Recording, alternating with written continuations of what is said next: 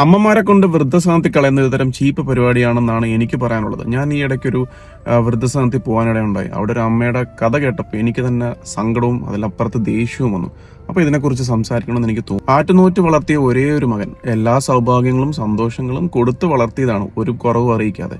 കല്യാണം കഴിഞ്ഞു, കുട്ടികളുമായി. ആ അമ്മയുടെ ഭർത്താവ് മരിച്ചുപോയി. അപ്പോൾ അമ്മ ഒറ്റയ്ക്കായി. അപ്പൊ ഈ മകന് അമ്മയെ നോക്കാൻ ഭയങ്കര ബുദ്ധിമുട്ടായി. അമ്മ ഒരു ബാധ്യതയായി മാറി. ഈ അമ്മയ്ക്കാണെങ്കിൽ സ്വന്തം വീട്ടിൽ നിൽക്കാനാണ് ഇഷ്ടം, കാരണം അവിടെയാണ് എല്ലാ ഓർമ്മകളുള്ളത്. പക്ഷെ ഈ മകനാണെങ്കിൽ ഭാര്യയുടെ വാക്ക് കേട്ടിട്ട് അമ്മേനെ വൃദ്ധസദനത്തിൽ കൊണ്ടാക്കാൻ തീരുമാനിച്ചു. പക്ഷെ ഇത് അമ്മ അത് അറിയുന്നില്ല. അമ്മേനെ പറഞ്ഞു പറ്റിച്ച് ഒരു ദിവസം പുറത്തു കൊണ്ടുപോകുന്ന രീതിയിൽ ഇറക്കി പരിസരം എല്ലാം കൊണ്ട് കാണിച്ചു. അച്ഛൻ ഉറങ്ങുന്ന കല്ലറ കൊണ്ട് കാണിച്ചു, ആ പള്ളിയെല്ലാം കൊണ്ട് കാണിച്ചു, ആ സ്ഥലങ്ങളെല്ലാം കൊണ്ട് കാണിച്ചു. അപ്പൊ അമ്മ അറിയുന്നില്ല അവസാനമായിട്ട് കൊണ്ട് കാണിക്കുവാന്ന ഈ സ്ഥലങ്ങളെല്ലാം. പോകുന്ന വഴിക്ക് 3-4 സാരിയും മേടിച്ചു.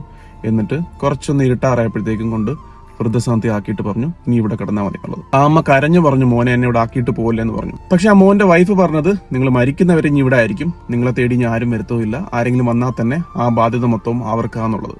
അങ്ങനെ ആ അമ്മ ഇപ്പോൾ ഒറ്റയ്ക്ക് അവിടെ വിഷമിച്ച് കഴിയുകയാണ്. എനിക്ക് മനസ്സിലാവാത്തൊരു കാര്യം, ഈ അമ്മമാർക്ക് ഈ മക്കൾ ജനിക്കുന്ന സമയത്ത് ഈ മക്കളൊരു ബാധ്യതയായിട്ട് തോന്നിയിരുന്നെങ്കിൽ ഈ മക്കൾ ഇത്രയും കേപ്പബിൾ ആയിട്ട് വരുമായിരുന്നു. ഇങ്ങനെ ചിന്തിക്കാനും അമ്മമാരെയും അച്ഛന്മാരെയും കൊണ്ട് കളയാൻ ആ ഒരു മൈൻഡ് സെറ്റിലേക്ക് അവർ എത്തുമായിരുന്നു. വെൽ എഡ്യൂക്കേറ്റഡ് ആണ്, വെൽ സെറ്റിൽഡ് ആണ്, ദുബായിൽ പള്ളികളിൽ നല്ല വചനം പറയുന്ന ആൾക്കാരാണ്. എന്നിട്ടും എനിക്കൊന്ന് കേസില്ല വക്കീലാണ്. അതുകൊണ്ടാണ് ഇങ്ങനെ ഒരു വിവരമില്ലായ്മ കാണിക്കുന്നത്, വക്കീലന്മാരെ പറയിപ്പിക്കാൻ വേണ്ടിയിട്ട്. ഇതൊന്നും പോരാഞ്ഞിട്ട് ആ പാവ അമ്മയ്ക്ക് കിട്ടിക്കൊണ്ടിരുന്ന പെൻഷൻ വരെ പിടിച്ചു. ആ അമ്മയ്ക്ക് കണ്ണ് കാണത്തില്ല, മാനസിക നില തെറ്റിക്കിടക്കുവാണ്, നടക്കാൻ വയ്യ, കിടപ്പാണ് എന്നൊക്കെ ബാങ്കിൽ പറഞ്ഞു ബോധിപ്പിച്ചിട്ടാണ് ആ പാവ അമ്മയ്ക്ക് കിട്ടിക്കൊണ്ടിരുന്ന പെൻഷൻ തുകയും ഇവർ പിടിച്ച് മേടിച്ചുകൊണ്ടിരിക്കുന്നത്. ഇങ്ങനെയുള്ള ആളുകളെ ഡയറക്ട്ലി കോൾ ഔട്ട് ചെയ്യണം. പക്ഷേ ഞാൻ വിചാരിച്ചു ഒരു അവസരം കൊടുത്തേക്കാം ഒന്ന് റീതിങ്ക് ചെയ്യാനായിട്ട്. അറ്റ്ലീസ്റ്റ് ആ ഒരു അമ്മയ്ക്ക് ഒരു കൺസിഡറേഷൻ കൊടുക്കാമെന്ന് വിചാരിച്ചിട്ട്. നിങ്ങളുടെ അഭിപ്രായം എന്താണ്? പേരൻസിന് ഇങ്ങനെ ചെയ്യുന്ന ആരെങ്കിലും നിങ്ങൾക്ക് അറിയാമെന്നുണ്ടെങ്കിൽ മെൻഷൻ ചെയ്തോ.